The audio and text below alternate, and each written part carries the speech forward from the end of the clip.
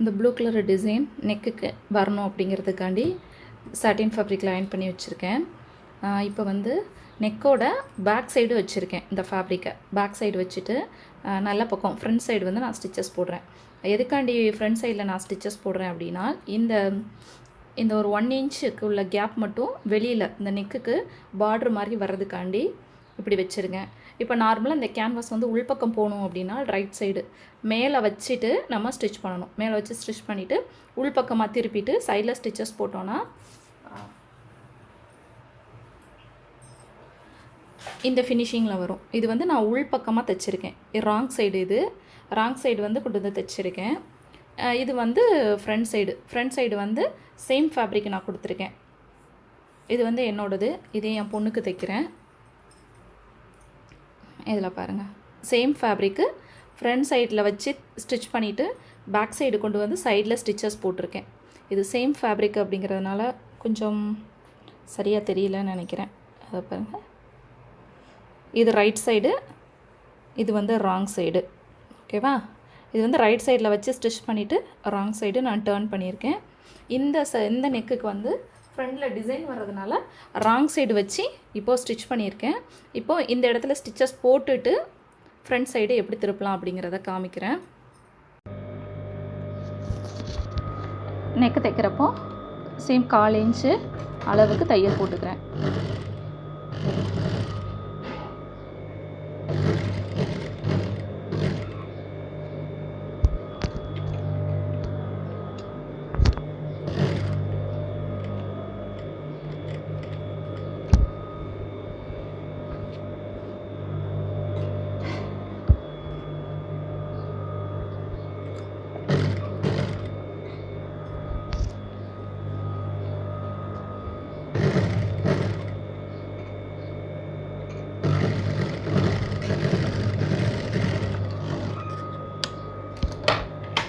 கால் inch அளவில் தையல் போட்டிருக்கேன். இது வந்து பேக் சைடு திருப்பி பார்த்தோன்னா கரெக்டாக அந்த கேன்வாஸை ஒட்டி ஸ்டிச்சஸ் வந்திருக்கு. ஸோ இந்த இடத்த வந்து இப்போ கட் பண்ணிக்கலாம்.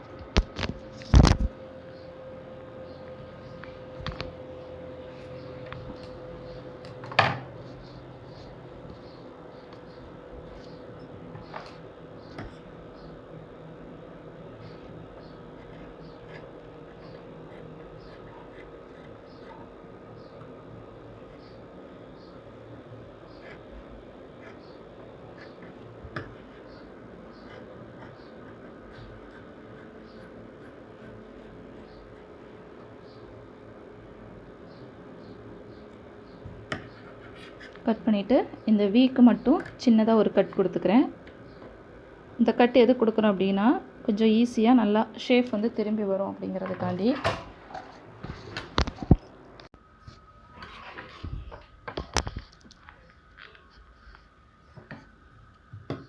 நெக்குக்கு சின்ன சின்ன இந்த கட் கொடுத்துக்கிறேன். இந்த கட் கொடுக்குறது எதுக்கு அப்படின்னா ஷேப் வந்து கொஞ்சம் நல்லா ஈஸியாக திரும்பி வரும் அப்படிங்கிறதுக்காண்டி.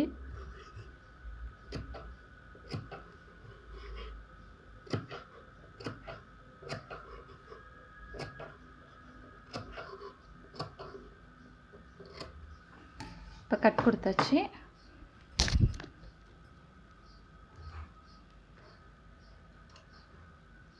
இப்போ இப்படி டர்ன் பண்ணிவிட்டு இந்த சாட்டின் ஃபேப்ரிக்கில் ஒரு ஸ்டிச்சஸ் கொடுக்குறேன்.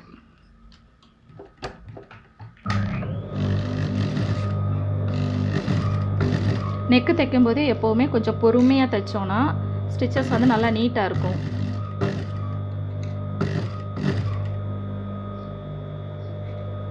இப்போது கீழே வந்து இந்த ஃபேப்ரிக்கு இப்போது ஸ்ட்ரைட்டாக ஸ்டிச் பண்ணிட்டு வரோம். இந்த இடத்துக்கு வர்றப்போ கரெக்டாக அந்த ஃபினிஷ் ஆகும்ல, இந்த இடத்துக்கு வர்றப்போ இந்த சாட்டின் ஃபேப்ரிக்கை இப்படி மேல் பக்கமாக நான் எடுத்து விட்டுக்கிறேன்.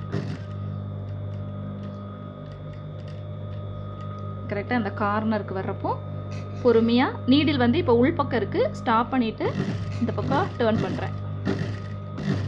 இப்படி டேர்ன் பண்ணுறப்போ அந்த நெக்கோட ஷேப் வந்து பார்க்குறதுக்கு நல்லாயிருக்கும்.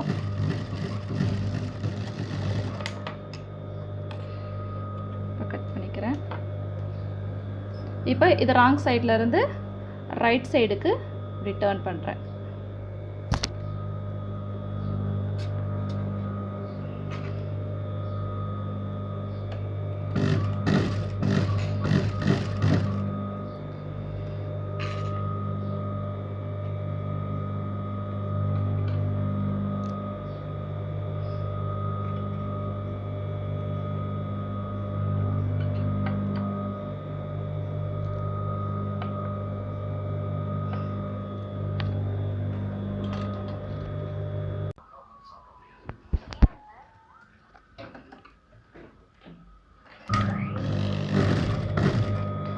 நெக்கோட ஷேப்புக்கு நேராக ஸ்டிச்சஸ் போட்டுக்கிறேன். தையல் போடும்போது ஃபஸ்ட்டு ஏற்கனவே நம்ம மடித்து தைச்சோம்ல அந்த ஸ்டிச்சஸ் மேலேயே போட்டோன்னா கொஞ்சம் பார்க்குறதுக்கு நல்லாயிருக்கும்.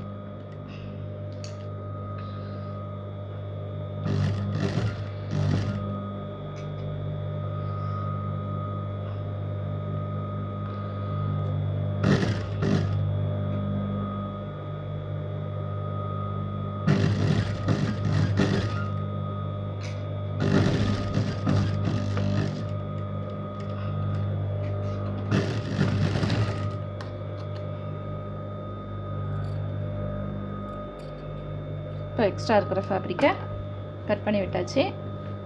நெக்கோட ஃப்ரண்ட் சைடு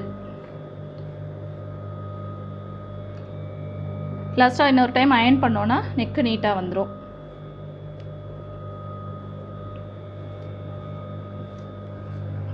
ஓகேவா? இப்போது பேக் நெக்கு எப்படி தைக்கலாம் அப்படின்னு பார்க்கலாம். நூல் மாற்றிக்கிறேன். எல்லோ கலர் நூல் மாற்றிட்டேன். இப்போது பேக் நெக்கு நம்ம எப்படி தைக்கலான்னு பார்க்கலாம்.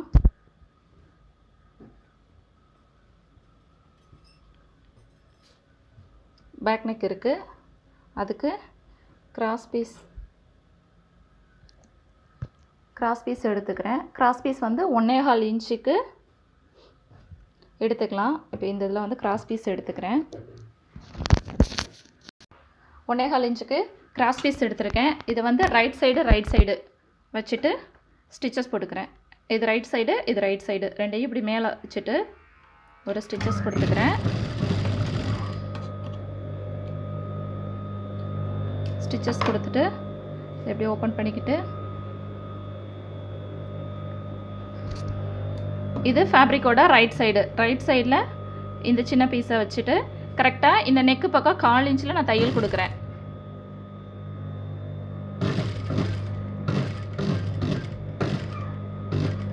தைக்கும்போது இந்த நெக்கை வந்து இப்படி ஸ்ட்ரைட்டாக எடுத்துடக்கூடாது. இப்படி எடுத்தோன்னா நெக்கோட ஷேப் வந்து மாறிடும்.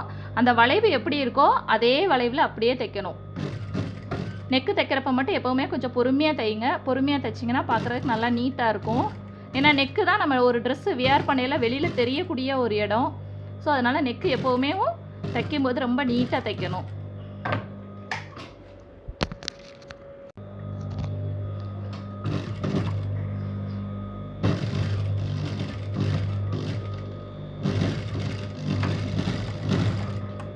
நெக்கு ஃபுல்லாக ஸ்டிச் பண்ணிட்டேன்.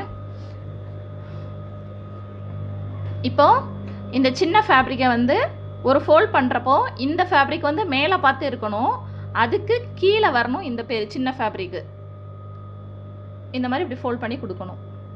கொடுக்கும்போது சேம் ஒரு 1/2 இன்ச்சுக்கு உள்ளே தான் நம்ம ஃபோல்ட் பண்ணணும். அப்படின்னா தான் இந்த நெக்கு வந்து பார்க்குறதுக்கு நல்லாயிருக்கும். 1/2 இன்ச்சு அளவுக்கு அப்படியே மடித்து தைக்கிறேன். 1/2 இன்ச்சுக்குள்ளே 1/4 இன்ச்சிலேருந்து 1/2 இன்ச்சுக்குள்ளே நான் மடித்து தைக்கிறேன்.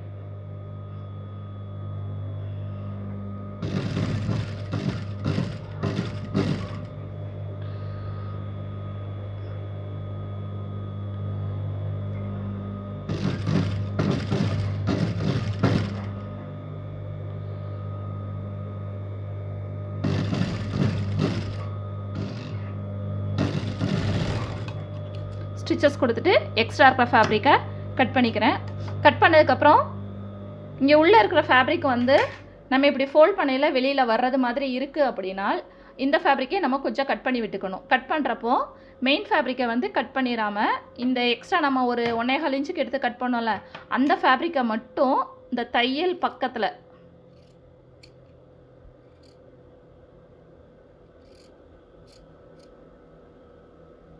இப்படி லைட்டாக மேலே தூக்கிட்டு கட் பண்ணணும். கட் பண்ணுறப்போ ஞாபகம் வச்சுக்கோங்க, நெக்கோட ஃபேப்ரிக்கில் கட் பண்ணிடக்கூடாது. சில சமயம் அது இப்படி ஒரு லைட்டாக மடங்கி நிற்கிறது மாதிரி வரும். பார்த்து மெதுவாக கட் பண்ணுங்கள்.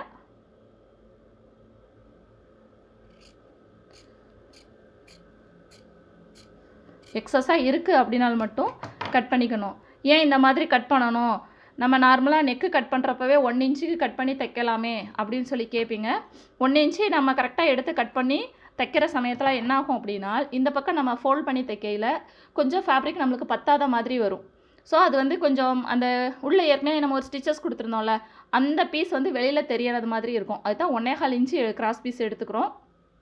எடுத்துட்டு நம்ம வந்து இந்த பக்கம் ஸ்டிச்சஸ்க்கு வந்து ஒரு 1/4 இன்ச்சு போயிடுது, இதில் ஒரு 1/2 இன்ச்சு வந்துடுது, இந்த பக்கம் ஒரு 1/2 இன்ச்சு, அப்போ டோட்டலாக வந்து 1/4 இன்ச்சு கரெக்டாக இருக்குது. இப்போது ஃப்ரண்ட் பார்ட் எடுத்துக்கலாம்.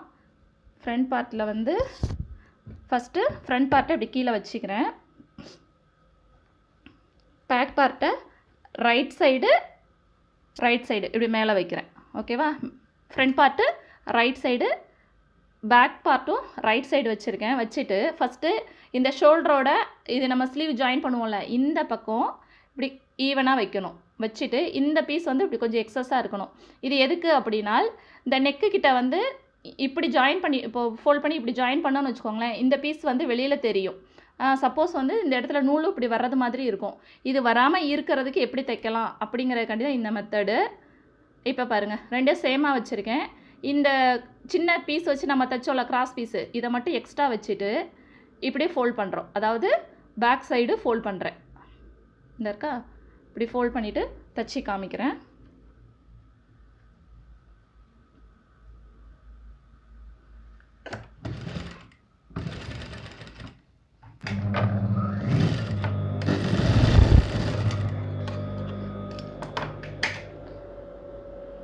இப்போ பேக் சைடு வச்சு தைச்சிட்டேன். இப்போ இதை நம்ம இப்படி டேர்ன் பண்ணோம் அப்படின்னா இந்த இடம் வந்து இப்படி இருக்கும்.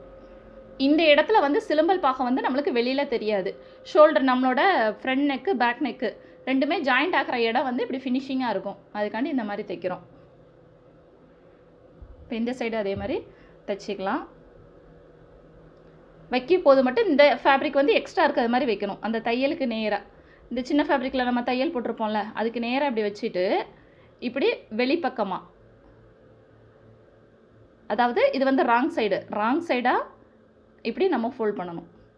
தெரியுதா? இப்படி ஃபோல்ட் பண்ணிவிட்டு ஸ்டிச்சஸ் கொடுத்துக்கலாம்.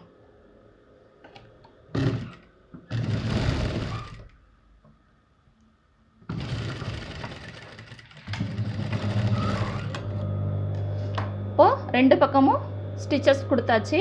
கொடுத்ததுக்கப்புறம் நெக்கோட ஃபினிஷிங் வந்து இந்த மாதிரி வந்துடும். இப்போ பேக் சைடு தைக்கிறதுக்கு திருப்பிக்கலாம். பேக் சைடில் வந்து ஒரு தையல் போடணும்ல, இப்போ இந்த இடத்துக்கு நேராக அப்படி வச்சுட்டு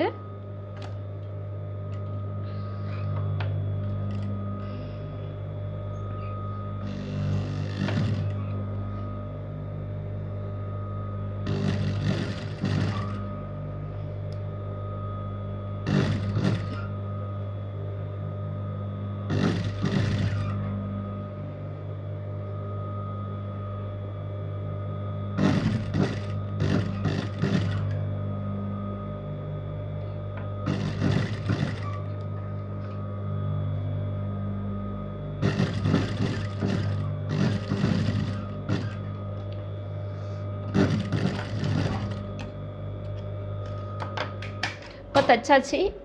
பேக் நெக்கோட ஃபினிஷிங் பாருங்கள். பேக் சைடு ஒரே ஒரு ஸ்டிச்சஸ் மட்டும்தான் வரும். இப்போ பாருங்கள், இந்த இடம் க்ளோஸ் ஆகிருக்கா. இது நம்ம வேர் பண்ணுறப்போ அந்த சிலம்பல் வந்து நம்மளுக்கு வெளியில் தெரியாது. ஓகேவா? இப்போது ஃப்ரண்ட் பார்ட்டு பேக் பார்ட்டு கீழே மடித்து தைக்கலாம். இப்போ நெக்கு நம்ம ஃபினிஷ் பண்ணிட்டோம். இன்னும் கீழே மடித்து தைக்கணும், கை ஜாயின் பண்ணணும், சைடு ஸ்டிச்சஸ் பண்ணணும். இப்போது கீழே எப்படி மடித்து தைக்கலான்னு பார்க்கலாம். நம்ம வந்து சைடுக்கு வந்து ஒரு சின்ன வளைவு கொடுத்து கட் பண்ணியிருக்கிறதுனால ரெண்டு ஃபோல்ட் பண்ணி தைக்கிறப்போ ஒரு சின்ன ஒரு சுருக்க மாதிரி வரும். அதுக்காண்டி சிங்கிளாக ஒரு மடிப்பு மடித்து தைச்சிட்டு ரெண்டாவதாக இன்னொரு மடிப்பு மடித்து தைச்சிக்கலாம்.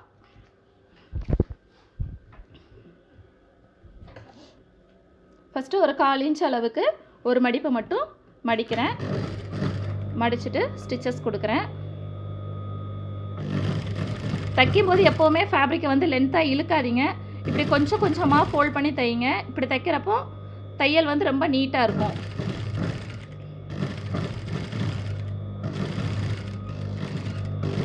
எலாஸ்டிக் தைக்கிறப்ப மட்டும்தான் நம்ம ஃபேப்ரிக்கை லைட்டாக இழுத்து பிடிக்கணும். மற்றபடி வேறு எப்போவுமே நம்ம ஃபேப்ரிக்கை இழுத்து பிடிக்க வேண்டாம்.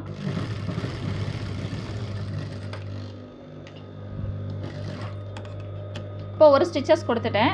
திரும்ப ரெண்டாவதாக ஒரு ஃபோல்ட் பண்ணி தைக்கிறேன்.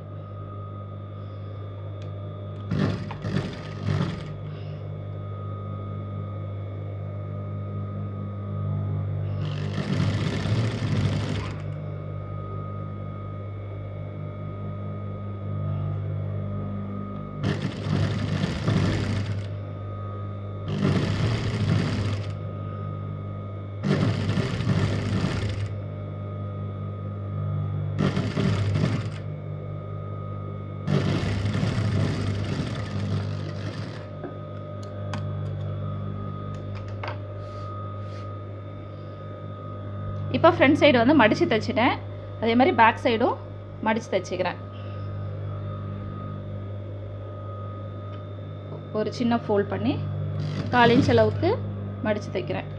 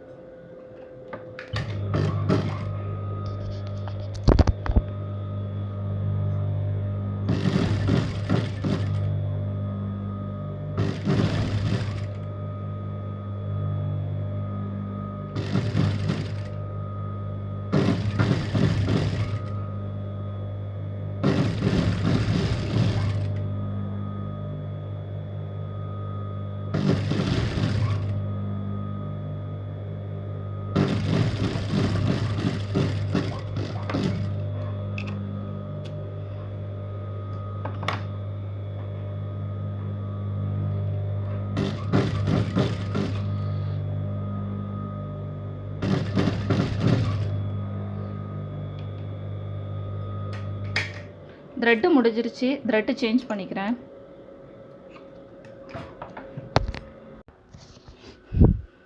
த்ரெட்டு மாற்றியாச்சு. இப்போ மீதியை தைக்கலாம்.